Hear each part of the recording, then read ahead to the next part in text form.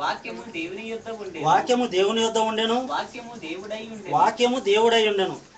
ఆయన ఆదియందు దేవుని యొద్ద ఉండెను. దేవుని స్తోత్రం. చాలండి. ఆదియందు ఏమున్నదండి? వాక్యము. ఆ వాక్యము దేవుని యొద్ద ఉండెను. ఆ వాక్యం ఏమై ఉన్నదంట? దేవుడై ఉండెను. అలా దేవుడై ఉన్నటువంటి యేసుక్రీస్తు ప్రభు వారు దేవునితో సమానముగా ఉండుట ఎంత కూడని భాగ్యమని, నేను నీతో సమానం కదా ఉన్నాను తండ్రి, మరి ఎందుకు నేను వెళ్ళి చేయాలి ఈ పనులు అనేటువంటి గర్వపు ఆలోచనలోనికి వెళ్ళలేదండి. వెళ్ళినటువంటి వాడు ఒకడు ఉన్నాడు, అక్కడ యుద్ధం చేశాడు, అక్కడి నుంచి పడిపోయాడు. వాని రూటు వేరుగా ఉంది. అయితే యేసుక్రీస్తు ప్రభు దేవుని కుమారుడుగా, వాక్యమైన దేవుడిగా దేవుని యొద్ద ఉంటూ శరీరధారిగా ఈ లోకానికి వచ్చినప్పుడు తండ్రి చిత్తాన్ని నెరవేర్చేవాడిగా ఉంటున్నాడు. ఒకసారి చూసుకుందామండి. శరీరమును బట్టి దావీదు సంతానంగా అంటున్నప్పుడు, శరీర రీతిగా యేసుక్రీస్తు ప్రభు వారు ఈ లోకంలోనికి వచ్చినప్పుడు ఏమేం పనులు చేశానని చెప్తున్నాడు అనేటువంటి విషయాన్ని చూద్దాం. హెబ్రీయులకు రాసిన పత్రిక 10వ అధ్యాయము 5వ వచనం. కాబట్టి ఆయన ఈ లోకమందు ప్రవేశించినప్పుడు ఇలాగు చెప్పుచున్నాడు, బలియు అర్పణయు నీవు కోరలేదు గాని నాకొక శరీరమును అమర్చితివి, పూర్ణ హోమములను పాప పరిహారార్థ బలులను నీకిష్టమైనవి కావు. అప్పుడు నేను గ్రంథపు చుట్టలో నన్ను గూర్చి వ్రాయబడిన ప్రకారము, దేవా నీ చిత్తము నెరవేర్చుటకు ఇదిగో నేను వచ్చి ఉన్నానని అంటే. దేవునికి స్తోత్రం అండి. యేసుక్రీస్తు ప్రభు వారు ఆదియందు వాక్యమైన దేవుడయ్యుండి దేవుని దగ్గర ఉంటున్నప్పటికీ, దేవునితో సమానుడుగా ఉంటున్నప్పటికీ, ఈ లోకానికి మరి బాబు వాళ్ళందరూ కూడా వాళ్ళ పాపముల చేత అపరాధముల చేత చచ్చిపోయినటువంటి వారిగా ఉంటున్నారు అని, మరి నువ్వు వెళ్ళేసి వాళ్ళందరి నిమిత్తము కూడా నా చిత్తాన్ని అంటే సకల పాప పరిహారార్థం, అంటే సకల మనుషులందరి సమస్త జనులందరి పాప పరిహారార్థం నువ్వు నీ యొక్క పరిశుద్ధ రక్తాన్ని చిందించి వాళ్ళకు పాప క్షమాపణ కలుగజేయాలి అని అంటే, మరి ఆయనేమో ఆత్మయునుడు, వాక్యమైన దేవుడు అయ్యండి దేవుని దగ్గర ఉన్నాడు. మరి మనం ఎలా ఉన్నాము అంటే శరీర రీతిగా ఉన్నాము. ఒకప్పుడు దేవునిలో మనము కూడా ఆత్మలమైనటువంటి మనము కూడా ఈ లోకానికి దేవుడు శరీరంతో కొంతకాలం ఇక్కడికి పంపించాడు. కాబట్టి ఆయన కూడా రక్త మాంసములలో పాలివాడైనటువంటి యేసుక్రీస్తు ప్రభు ఈ లోకానికి వచ్చేసి, ఇదిగో తండ్రి నాకు ఒక శరీరాన్ని ఇచ్చావు, ఆ శరీరంతో నీ చిత్తాన్ని నేను నెరవేర్చుకున్నటకు ఈ లోకానికి వచ్చాను అనేటువంటి విషయాన్ని మనము గ్రహించినాం కాబట్టి ఈరోజు ఇక్కడ ఉంటున్నాం. అయితే ఆయనకి ఇష్టమైన కార్యము యేసుక్రీస్తు ప్రభువాడు నేను ఎల్లప్పుడూ చేస్తాను అని అంటున్నాడు. కాబట్టి ఇంకొక వచనం చూసుకుందామండి. యోహాను సువార్త 17వ అధ్యాయము 4వ వచనం. చేయుటకు నీవు నాకు ఇచ్చిన పని నేను సంపూర్ణంగా నెరవేర్చి భూమి మీద నిన్ను మహిమపరిచితిని. చాలండి. 5వ వచనం 4వ వచనం. అయితే యేసుక్రీస్తు ప్రభు వారు భూమి మీద ఇక్కడికి వచ్చేసి ఏం చెప్తున్నాడంటే, తండ్రి చేయుటకు నువ్వు నాకు ఇచ్చినటువంటి పనిని సంపూర్ణముగా నెరవేర్చి భూమి మీద నేను మహిమపరిచితిని. యేసుక్రీస్తు ప్రభు వారు ఈ లోకానికి వచ్చారు, ఆయన చేయాల్సిన పనిని పూర్తిగా సంపూర్ణం చేసినాడు. అయితే అది బాగానే ఉంది. ఇప్పుడు శరీరధారిగా ఈ లోకంలో మనము జీవిస్తున్నటువంటి టైంలో ఆయన చేశాడు పరిశుద్ధమైన ఆత్మను బట్టి, శరీరమును బట్టి దావీదు సంతానంగానే అనగా మనలాంటి శరీర స్వభావం కలిగి ఉన్నటువంటి ఆయన ఏమి చేసిండు అంటే తండ్రి చిత్తాన్ని నెరవేర్చి పరిశుద్ధమైన ఆత్మను బట్టి మృతులలో నుండి పునరుద్ధానుడైన పరిశుద్ధమైన ఆత్మను బట్టి దేవుని కుమారుడిగా ప్రభావంతో నిరూపింపబడను. బాగానే ఉంది. అయితే ఇప్పుడు నువ్వు నేను అనబడుతున్న ఆత్మలము మనము కూడా తండ్రి ఇక్కడికి శరీర రీతిగా ఈ లోకంలోనికి పంపించిండు. ఏ ఒక్క తల్లిదండ్రులు అడిగితే మాకు ఆడపిల్ల కావాలంటే మగపిల్లడు కావాలంటే ఆడపిల్ల, అంటే దేవుడికి ఇష్టమైనటువంటి బహుమానాన్ని ఈ లోకంలోనికి పంపిస్తున్నాడు. కాబట్టి శరీర రీతిగా ఉన్నటువంటి మనము ఆయన చేశాడు, వెళ్ళాడు, తండ్రి కుడిపార్శ్వమున సింహాసనాసీనుడై సర్వాధికారి అయి ఉన్నాడు అన్నిటి మీద కూడా. అయితే ఇప్పుడు మన పరిస్థితి ఏంది? అదే శరీర రీతిగా మనం ఈ లోకంలో జీవిస్తున్నప్పుడు మరి మన పరిస్థితి ఎలా ఉంది అనేటువంటి ఒక విషయాన్ని పరిశీలిస్తే, యేసుక్రీస్తు ప్రభు వారు కూడా ఈ లోకంలో శరీరధారిగా ఉన్నప్పుడు శోధింపబడ్డాడా అండి? శోధింపబడ్డాడు. లేఖనాలలో నుంచి ఇంకొక వచనం చూసుకుందామండి. శోధింపబడ్డాడా అని అంటే హెబ్రీయులకు రాసిన పత్రిక 4వ అధ్యాయము 15వ వచనం. మన ప్రధాన యాజకుడు మన బలహీనతల యందు మనతో సహానుభావము లేనివాడు కాడు. గాని సమస్త విషయములలోను మనవలెనే శోధింపబడినను ఆయన పాపము లేనివాడిగా ఉండెను. ఎలా ఉన్నాడంటండి? ఆయన మన ప్రధాన యాజకుడు. మనకు ప్రధాన యాజకుడు ఎవరంటే యేసు ప్రభు ప్రధాన యాజకుడుగా ఉంటూ మన బలహీనతల యందు మనతో సహానుభావం లేనివాడు కాడు, కానీ సమస్త విషయంలోనూ మన వలనే శోధింపబడినను ఆయన పాపం లేనివాడిగా ఉండెను. ఆయన కూడా సేమ్ మనలాంటి శరీరాన్ని ధరించుకొని ఈ లోకానికి వచ్చాడు. ఈరోజు నువ్వు నేను మనం కూడా అలాంటి శరీరాన్ని కలిగి ఉన్నాము. కాబట్టి ఎలా ఉండాలంట? మనం శోధింపబడినను శోధనకు నిలిచిన వారమై ఉండాలి. ఈ లోకంలో శరీరాన్ని ధరించుకున్నటువంటి నువ్వు నేను మనము కూడా తండ్రి యొక్క చిత్తాన్ని నెరవేర్చి శోధనను జయిస్తేనే మనము కూడా పరిశుద్ధమైనటువంటి, అంటే శరీరం చేస్తున్నటువంటి తప్పు ఎవరికి ఆరోపింపబడుతుందండి? ఆత్మకు ఆరోపింపబడుతుంది. కాబట్టి శరీర విషయంలో ప్రతి ఒక్కరు కూడా చాలా జాగ్రత్త కలిగి ఉండాలి. ఈ శరీరము ఎక్కడి నుంచి వచ్చింది? మట్టి నుంచి వచ్చింది. మట్టి నుంచి వచ్చింది కాబట్టి దీనికి ఏ స్వభావం ఉంటుంది? మట్టి చేత ఆకర్షింపబడి ఈ లోకంలో ఉన్నటువంటి వాటిని తిను అని మేపుతూనే ఉంటుంది ఈ శరీరం.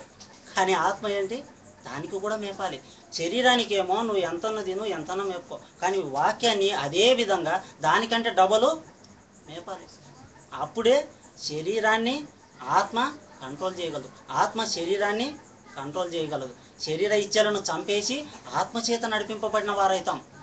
ఈ శరీరంలో ఇంత గొప్ప విషయం ఉన్నది. కాబట్టి ఈ శరీరాన్ని ఉన్నంత కాలం వరకు కూడా యేసు ప్రభు ఏ విధంగా తండ్రి చిత్తాన్ని నెరవేర్చాడో మనము కూడా ఆ తండ్రి చిత్తాన్ని నెరవేర్చి శోధనకు నిలిచిన వారమై మృతులలో నుండి మనం కూడా పునరుత్థానం కావాల్సినటువంటి అవసరము ఉన్నది. చూద్దామండి. ఎప్పుడైతే ప్రభావంతో నిరూపింపబడిండో, రోమీయులకు రాసిన పత్రిక 1వ అధ్యాయం 7వ వచనం నేను చదువుతానండి. అలా దేవుని కుమారుడిగా ఎప్పుడైతే ప్రభావంతో నిరూపింపబడిందో, ఈయన నామము నిమిత్తము సమస్త జనులు విశ్వాసమునకు విధేయులగునట్లు అంటున్నాడు.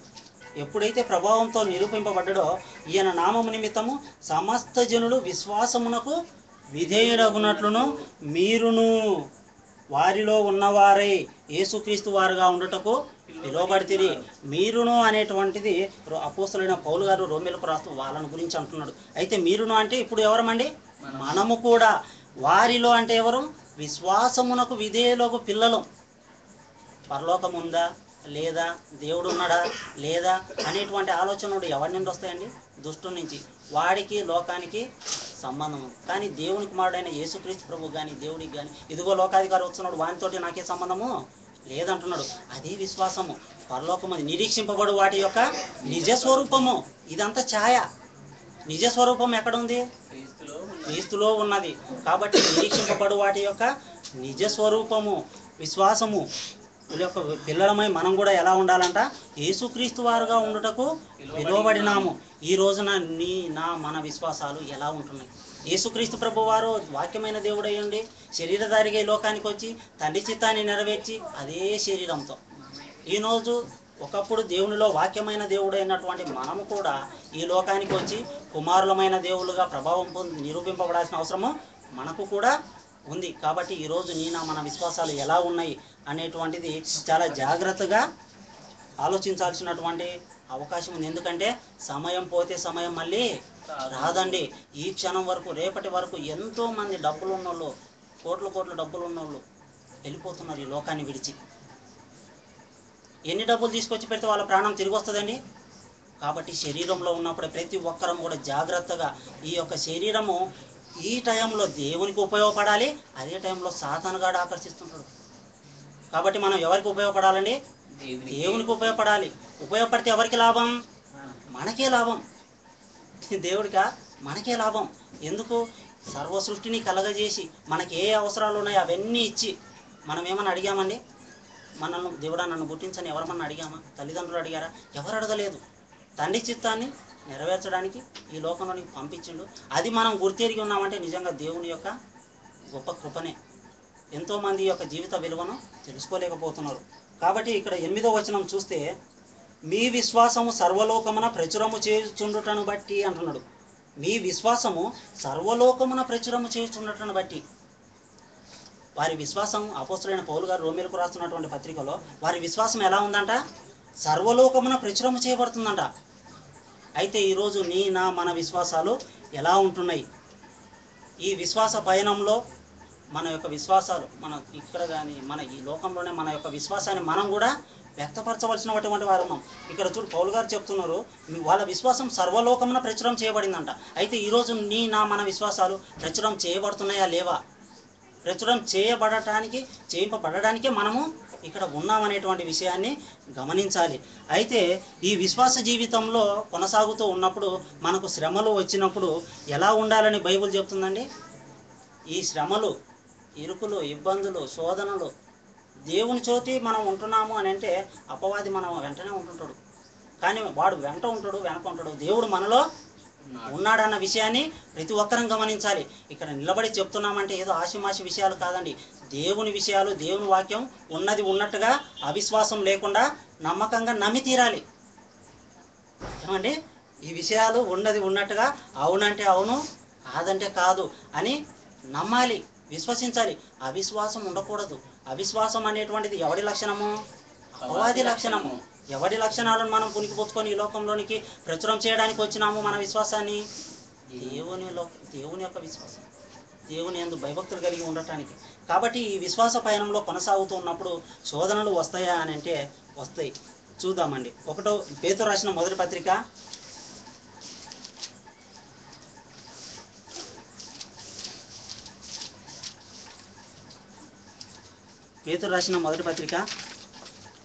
1వ అధ్యాయము 3 నుంచి 7 వచనాలు. మన ప్రభువగు యేసుక్రీస్తు తండ్రి అయిన దేవుడు స్తుతింపబడును గాక. మన ప్రభువగు యేసుక్రీస్తు తండ్రి అయిన దేవుడు స్తుతింపబడును గాక. మృతులలో నుండి యేసుక్రీస్తు తిరిగి లేచుట వలన జీవంతో కూడిన నిరీక్షణ మనకు కలుగునట్లు, అనగా అక్షయమైనదియు నిర్మలమైనదియు వాడబారనిదియునైన స్వాస్థ్యము మనకు కలుగునట్లు ఆయన తన విశేష కనికరము చొప్పున మనలను మరలా జన్మింపజేసెను. కడవరి కాలమందు బయలుపరచబడుటకు సిద్ధముగానున్న రక్షణ మీకు అనగా మనకు కలుగునట్లు విశ్వాసము ద్వారా దేవుని శక్తి చేత కాపాడబడు మీ కొరకు ఆ స్వాస్థ్యము పరలోకమందు భద్రపరచబడి ఉన్నది. ఇందువలన మీరు మిక్కిలి ఆనందించుచున్నారు. గాని అవసరమును బట్టి నానా విధములైన శోధనల చేత ప్రస్తుతమున కొంచెము కాలము మీకు కొంచెము కాలము దుఃఖము కలుగుచున్నది. నశించిపోవు సువర్ణము అగ్ని పరీక్ష వలన శుద్ధపరచబడుచున్నది కదా. దానికంటే అమూల్యమైన మీ విశ్వాసము శోధనల చేత పరీక్షకు నిలిచినదై యేసుక్రీస్తు ప్రత్యక్షమైనప్పుడు మీకు మెప్పును మహిమయు ఘనతయు కలుగుటకు కారణమగును. ఇక్కడ ఏం చెప్తున్నాడండి? మీ విశ్వాసము శోధనల చేత నిలిచినదే అంటున్నాడు. మన విశ్వాసం ఎలా ఉండాలంట? శోధనల చేత నిలిచినదై ఉండాలి. ఎందుకంటే శోధకుడు శోధిస్తుంటాడు, దేవుడు పరిశీలిస్తుంటాడు. అసలు ఈ శోధన అనేది లేకపోతే ఈ విశ్వాస జీవితానికి అర్థం ఉండదండి.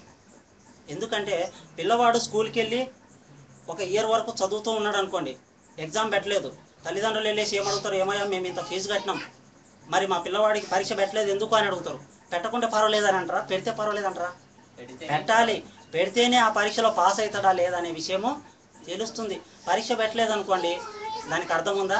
ఫీజులు కట్టిన ఉపయోగం లేదు, అన్ని రోజులు స్కూల్కి వెళ్ళి కూడా ఉపయోగం లేదు. కాబట్టి మన శోధన ఎలా ఉండాలంట?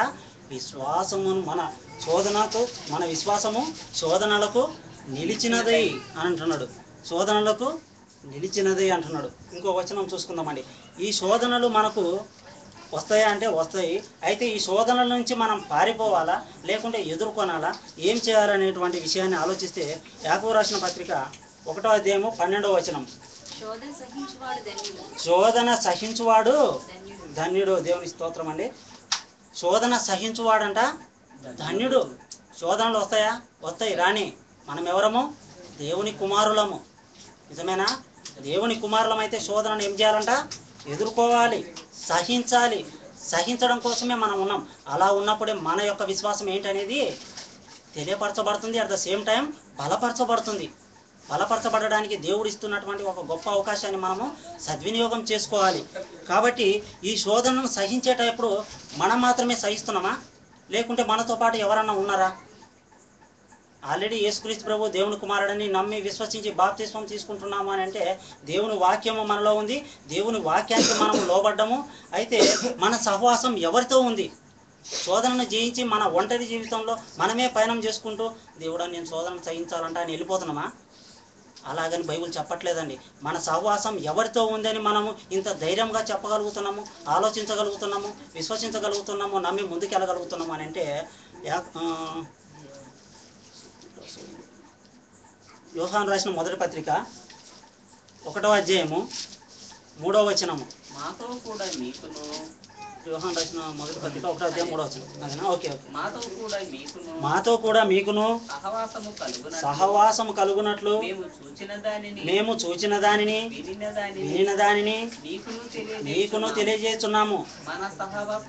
మన సహవాసమైతే తండ్రితో కూడాను ఆయన కుమారుడైన యేసుక్రీస్తుతో కూడాను ఉన్నది. ఎవరితో ఉందండి మన సహవాసము? సర్వ సృష్టిని ప్రపంచములను కలగజేసిన దేవుడు, ఆది అంతము లేని దేవుడు, ఉన్నవాడు అనేటువంటి దేవుడు. ఒకసారి ఆలోచిద్దాం దేవుని గురించి. పుట్టుకనే లేదు, చావు ఎక్కడ ఉంటుందండి? అలాంటి ఒక గొప్ప శక్తి కలిగిన దేవునితో మనము సహవాసం కలిగి ఉంటున్నాం. మన పాప క్షమాపణ కోసము, మన పాపముల నిమిత్తము తన్ను తానిగా రిక్తునిగా చేసుకొని చివరి వరకు కూడా ఎంత సహనాన్ని ఓర్పును కలిగి ఉన్నాడు అని అంటే అవతల వాళ్ళందరూ ఆ ఇద్దరు దొంగలలో నువ్వు రాజు కదా, నిన్ను నువ్వు రక్షించుకో, మా పరిస్థితి ఇలా ఉంది, నీ పరిస్థితి అలా ఉంది, నువ్వు రాజు కదా, నిన్ను నువ్వు కాపాడుకో, నిన్ను నువ్వు రక్షించుకో, నువ్వు దేవుని కుమారుడు కదా అని గేలి చేస్తున్నారు. గేలి చేస్తున్నటువంటి టైంలో యేసుక్రీస్తు ప్రభు వారు ఏమన్నారండి? అసలు అది ఆ సందర్భం చూస్తే ఏంట్రా బాబు నేను ఇంత బాధపడుతుంటే నీకు ఎగతాళిగా ఉందా, తమాషాగా ఉందా అని అనుకుంటారు. కానీ యేసు ప్రభు వారు ఎందుకు అన్నారండి? ఏమన్నారండి? తండ్రి వీరేం చేస్తున్నారో వీరు ఎరుగరు కనుక వీరిని క్షమించండి ఆయన అన్నాడు, అయిపోయింది. అయితే ఈరోజు నువ్వు నేను మనము అనగలుగుతున్నామా? చిన్న చిన్న విషయాలకు గొడవ పడుతున్నామా లేకుంటే వాటిని పెద్దగా చేసుకుంటున్నామా? ఎందుకంటే క్రీస్తుతో తండ్రి అయిన దేవునితోనూ ఆయన కుమారుడైన యేసుక్రీస్తుతోనూ సహవాసం ఉన్నది. వీరి సహవాసం ఏంటి? ప్రేమ, ఓర్పు, దీర్ఘశాంతము, సహనము, ఇలాంటి లక్షణాలన్నీ ఉన్నాయి. అలాంటి లక్షణాలను బయలుపరచడానికి వచ్చినటువంటి వాడే యేసుక్రీస్తు ప్రభు. అలాంటి యేసుక్రీస్తు ప్రభుతో తండ్రి కుడిపార్శ్వమున సింహాసనాసీనుడై మరణమును నిరర్ధకం చేసినటువంటి యేసుక్రీస్తు ప్రభుతో మన సహవాసము ఉన్నదనే విశ్వాసం మనలో గట్టిగా స్థిరపరచుకోవాలి. అందుకే మన విశ్వాసం ఎలా ఉండాలంట? నిలకడగా ఉండాలి. నిలకడగా ఉండాలా? ఈ నిలకడ అనేది ఇక్కడ ఉండేసి చుట్టూ తిరిగి రావాలా? అప్పుడప్పుడు అలా కదిలి వెళ్తూ వస్తుండాలా? నిలకడగా ఉండాలి. నువ్వు ఎప్పుడైతే నిలకడగా ఉండవో సాతాను గాడికి తెలిసిపోతుంది. సాతాను కానీ ఈరోజు జనాలు ఎలా ప్రొడ్యూస్ చేశారంటే ఏదో 2 కొమ్ములు ఉంటాయి, తెల్ల చీర కట్టుకొని ఉంటుంది, లేకుంటే ఇంకో రకంగా చూడండి. మనిషి ఆలోచించినటువంటి ఆలోచనలోకి వెళ్ళిపోయి అమ్మో ఇలా ఉంటాడంట భయపడుతున్నాడు. కానీ వాడు కూడా ఏమైనాడు? ఆత్మ అయినాడు. వాని లక్షణాలను ఎలా గుర్తుపట్టగలమండి? ప్రతి దుర్నీతి, ప్రతి చెడ్డ ఆలోచన, దుష్ట ఆలోచన అన్నీ కూడా వాడియే. ఏదైతే దేవునిది కాదో అవన్నీ కూడా ఏం కాదు ఇది చేయొచ్చు కదా అని నువ్వు అనుకోవచ్చు. కానీ అవన్నీ ఎవరి అని? అపవాదివి. కాబట్టి ఆ అపవాది యొక్క లక్షణాలను గమనించి గుర్తించి మనం ఏం చేయాలండి? దేవునికి దగ్గర కావాలి. ఎందుకంటే తండ్రితోనూ ఆయన కుమారుడైన యేసుక్రీస్తుతోనూ మన సహవాసము ఉన్నది. వీళ్ళు ఎందుకు మనము చెప్తున్నాము అని అంటే సామాన్యంగా సహజంగా వాళ్ళకంటే గొప్పవారితో సహవాసం చేయాలని కోరుకుంటారు. అయితే ఆ గొప్ప సహవాసం ఈ లోకం వరకు ఉండొచ్చు, అది కూడా అంతమైపోయేది. అయితే మన సహవాసం ఎవరితో ఉందంట? ఉన్నవాడు అన్నటువంటి దేవుడితో, తండ్రితో, పుట్టుక చావు లేనటువంటి గొప్ప దేవునితో, దేవుడే మన పక్షాన ఉన్నప్పుడు ఈ శోధనలు, శ్రమలు, వేదనలు, బాధనలు ఇవన్నీ మనకు ఎలా అనిపిస్తాయండి? వాటన్నిటిను పక్కన పెట్టేస్తాం. అలాంటి స్థిరమైన విశ్వాసము, నిలకడగలిగిన జీవితం మన జీవితంలో నిలకడగా ఉండాలి. అయితే తండ్రి ఏమని కోరుకుంటున్నాడు, తండ్రి మనల్ని ఏమని కోరుకుంటున్నాడు అనేటువంటి విషయాన్ని చూస్తే ఎఫెసీయులకు రాసిన పత్రిక 1వ అధ్యాయము 4 నుంచి 6 వచనాలు చదువుకున్నామండి.